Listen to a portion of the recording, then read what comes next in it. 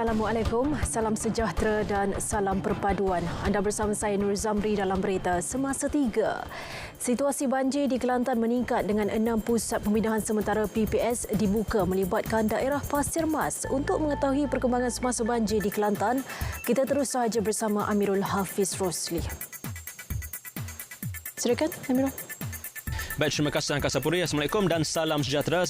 Seketika ini saya berada di PPS SK Seri Kiambang di Pasir Mas ini untuk meninjau keadaan semasa banjir di Kelantan ini. Dan untuk pengetahuan semua, setakat ini 6 PPS dibuka di daerah ini membabitkan lebih 1,000 penduduk terjejas banjir.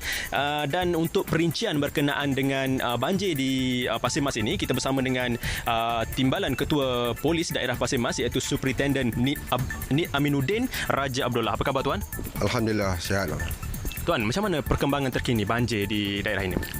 Setakat jam 12.30 hari ini, seramai 1,486 mangsa telah dipindahkan ke 6 pusat pembinaan sementara di daerah Pasir Mas.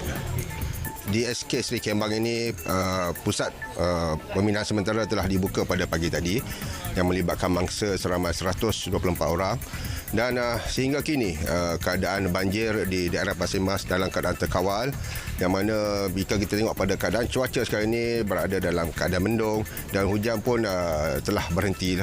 Dan dijangkakan keadaan banjir ini akan bertambah baik dengan keadaan cuaca sekarang ini. Dan juga jika kita lihat pada keadaan air di Sungai Golok yang mana ianya telah menurun berbanding pada tengah hari semalam lah. Keadaan sekarang ni, kedudukan air di tangga di kawasan Sungai Golok sekarang ini adalah 9.56 meter.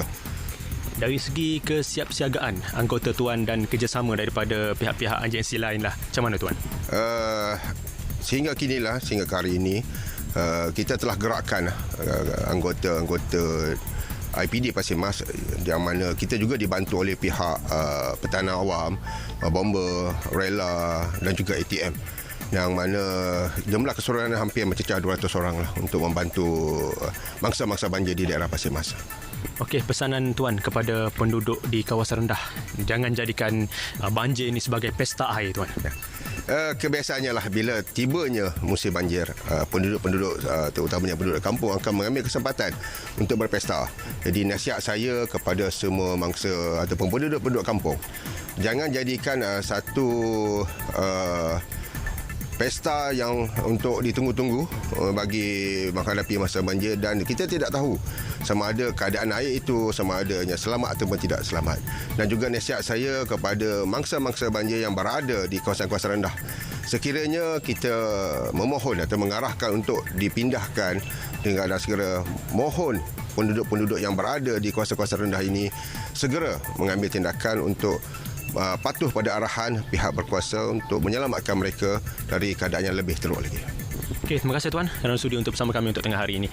Saya kira setakat itu saja liputan banjir di daerah ini, daerah Pasir Mas, dan saya akan bawa perkembangan dari masa ke semasa, perkembangan banjir di Kelantan amnya.